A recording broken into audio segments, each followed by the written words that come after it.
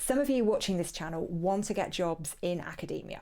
You want to be a professor, a lecturer, a researcher after you're done with your master's or your PhD. However, so do thousands and thousands of other people. So how do you stand out from the competition?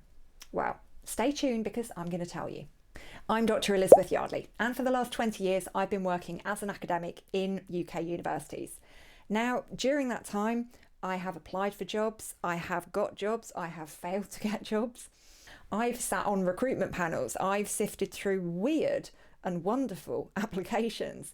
I've been in interviews where candidates have absolutely smashed it, and I've been in other interviews where they have royally messed things up. So I want to share my insights with you on how to apply for an academic post. This video is part of a mini series that I'm doing of 2 videos. So this one is all about the application itself, actually applying for the post. The next video after this one is how to deal with the interview if you get shortlisted. So be sure to stay tuned for that one too. Here's what we'll be covering in this video, where I'm going to be going through the things to do and the things not to do when you're completing your application form. The first tip I want to share with you is be sure that you really want to work there. So thinking about the institution or the institutions that you're applying to, you need to really do your research. You need to do your background on these places. And that can be formal or informal, official or unofficial.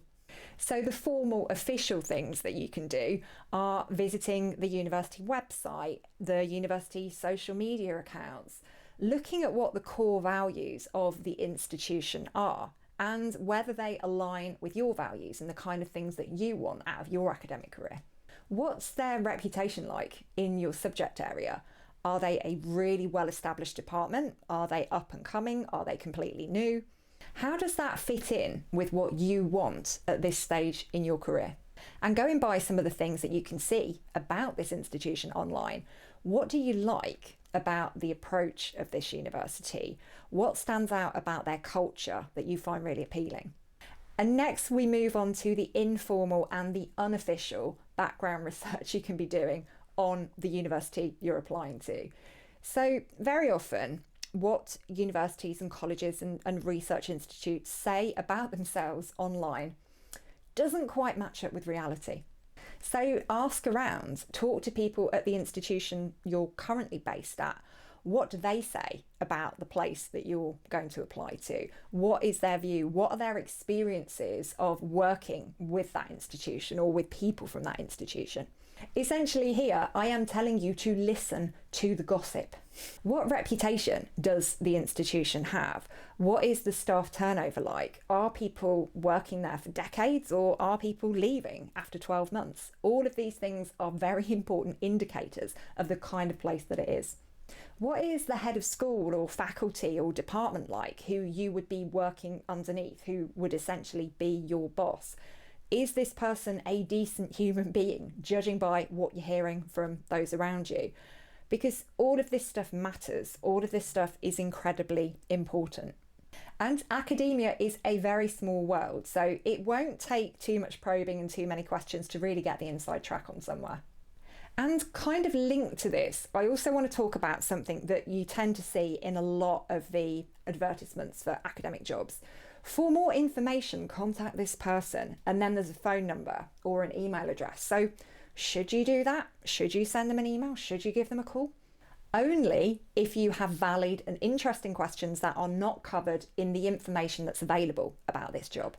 If you're asking really obvious stuff that is there in the job ad, you're just going to look like an idiot and you are going to annoy the person that you bother because they're like, well, it's there. It's on the website. Read it.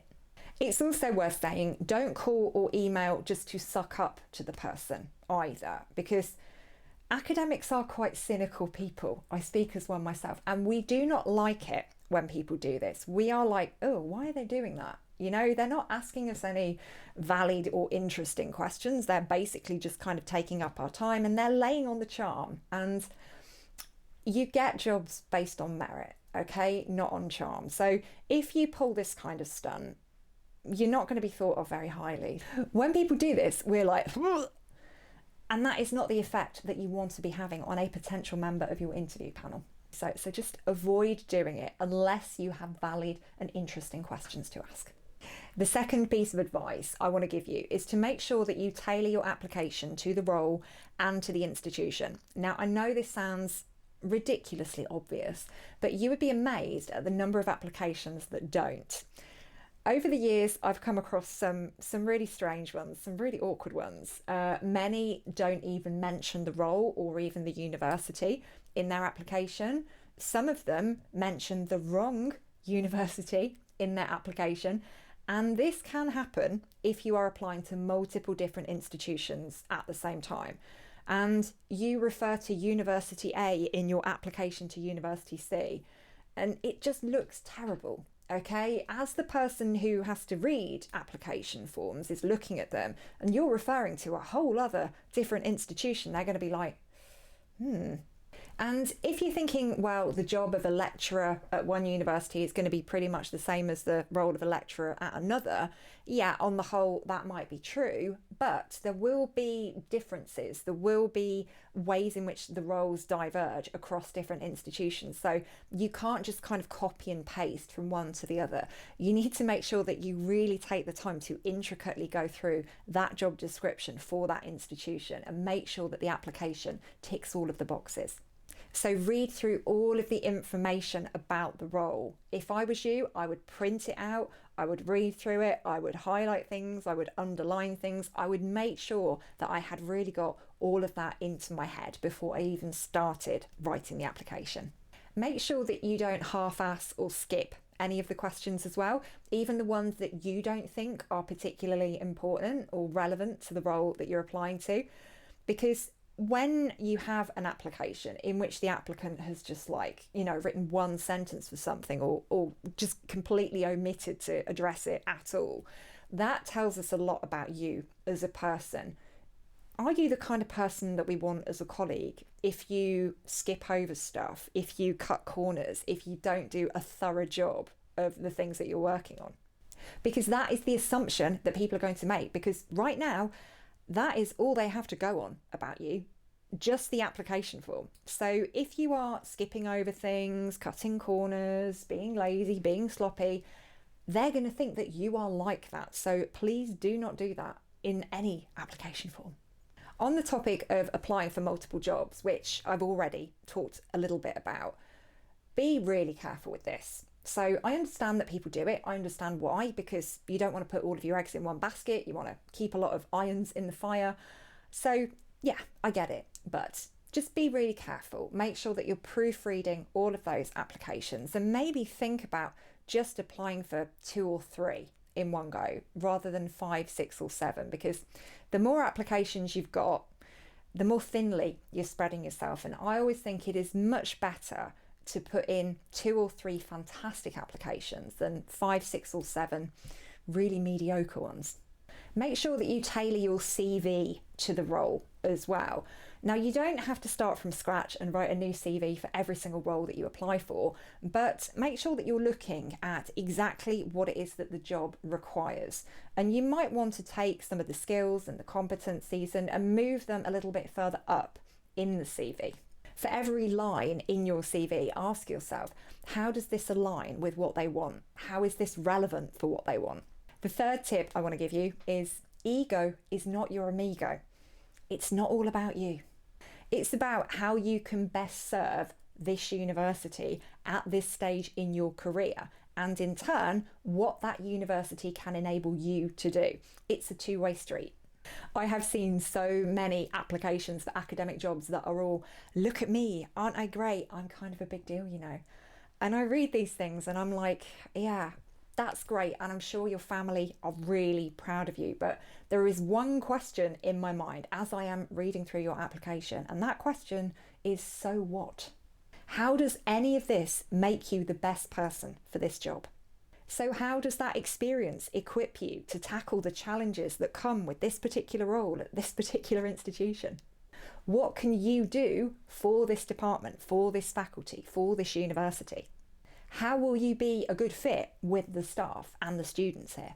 How do you see your relationship with this university developing over time? How can you serve it better the longer that you're here? Why would we shortlist you over the other 67 people who applied for this job? I think it can sometimes be quite difficult to take the ego out of our applications for jobs, because we're told we have to be confident, we have to sing our own praises, we have to be proud of what we've done.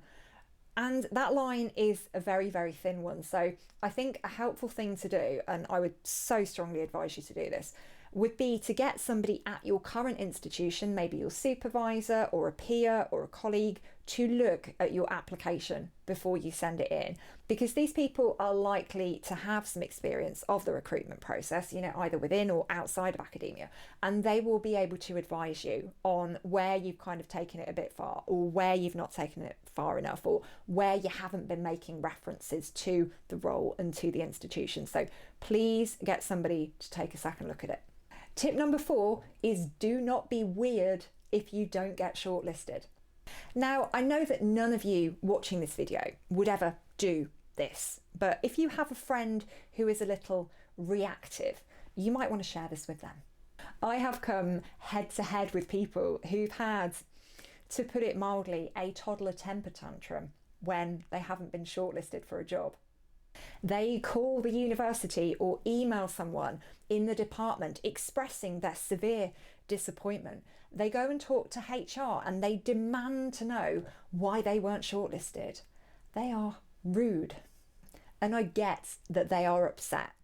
It's understandable because an awful lot of effort goes into applying for an academic job. You can spend days or weeks on an application. So when you don't get shortlisted, it can feel quite crushing. But please do not kick off, because that is going to backfire. Academics love a good gossip. They love to talk, and they will talk about you if you have a meltdown when you don't get shortlisted. You do not want to have a reputation early on in your career as somebody who is difficult or stroppy.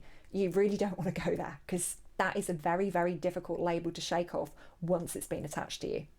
If you don't get shortlisted, just take a beat. Okay, don't do anything about it for 24 hours.